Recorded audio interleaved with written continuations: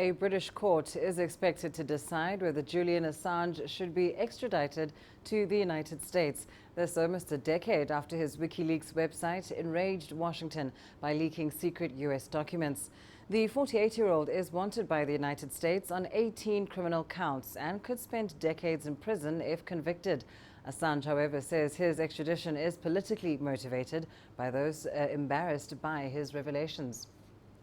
Now, it's estimated that by 2025, half of the world's population will be living in water-stressed areas due to a growing population. In South Africa, access to water, decent sanitation and housing still continues to be a struggle for many. But a partnership between a construction technology company and sanitation experts may have found a sustainable solution. CGTN's Scheier has more. Think life-size sets of Lego blocks beautifully designed and packaged. This is Boxaloo, built in just 5 days, no cement, no water, 100% off-grid. Costing around $3,000 per unit, Boxer structures are cheap to run as sun provides electricity and the water collected on the roof is used several times. Moving away from waterborne sanitation is a big global movement, we want to actually create a structure, an environment that supports waterless sanitation effectively. This company, Enviroloo, has been developing this technology over 20 years.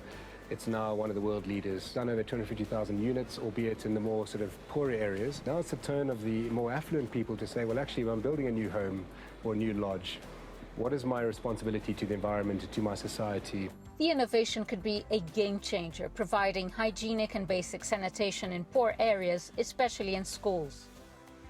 South Africa has tragic stories of young children falling into pit toilets and drowning. As the state of sanitation in schools in South Africa is appalling, and that's probably just the tip of the iceberg. In an African context, it's probably no better. The way this avoids that situation happening again is saying this is a dry system. Secondly, you simply would never allow, a child would never be able to fall down one of these toilets because it's designed to prevent any human body, no matter how small, from falling into that system. We want to elevate that in the consciousness of people when you come to the toilet, and therefore it's a safe environment, and it's a pleasant environment. Lewis hopes to roll out other projects in the next coming months. We want to create structures that give people joy. A joy in a box. This is the first structure.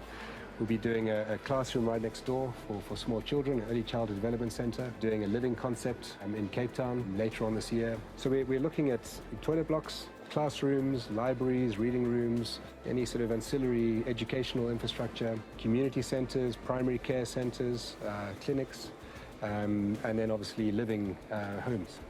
At the moment, this prototype showcases the possibilities of a new generation of building materials integrated with off-grid technologies. And it could help many other buildings across the continent reduce their carbon footprint.